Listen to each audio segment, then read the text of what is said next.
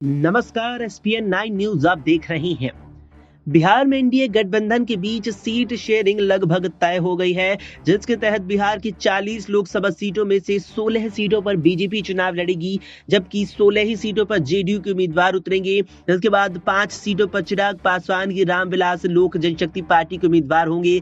इसके अलावा एक सीट पर उपेंद्र कुशवाहा की आरएलपी का उम्मीदवार होगा। इसके अलावा एक सीट हिंदुस्तान आवाम मोर्चा को दी गई है और एक सीट यहाँ पर पशुपतिनाथ पारस को दी गई है। अब ऐसे में बड़ी खबर ये आ रही है कि चिराग पासवान के चाचा और पशुपतिनाथ पारस केंद्रीय मंत्री बीजेपी के सीट शेयरिंग फॉर्मूले से बेहद खफा हो गए हैं और वो अब महागठबंधन का दामन थाम सकते हैं। इससे भी पहले वो केंद्रीय मंत्री के पद से इस्तीफा दे सकते हैं। बताते चले कि साल 2019 में लोक जनशक्ति पार्टी अविभाजित जब वो थी, उस वक्त उसने बिहार की 6 लोकसभा सीटों पर एनडीए गठबंधन के अंदर रहकर चुनाव लड़ा था और सभी पर जीत भी हासिल की थी।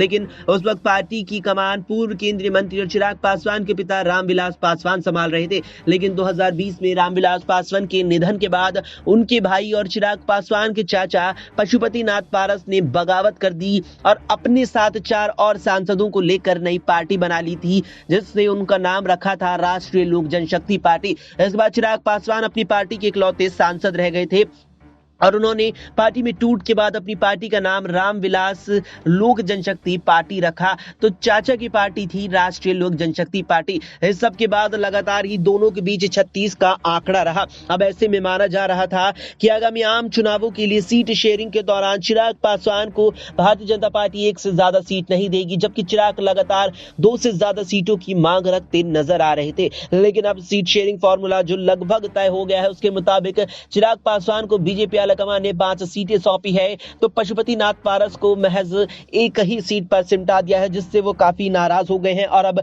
महागठबंधन का रुख कर सकते हैं। फिलहाल के लिए इस वीडियो में इतना ही। देश और दुनिया की तमाम खबरों के लिए आप देखते रहें एसपीएन 9 न्यूज।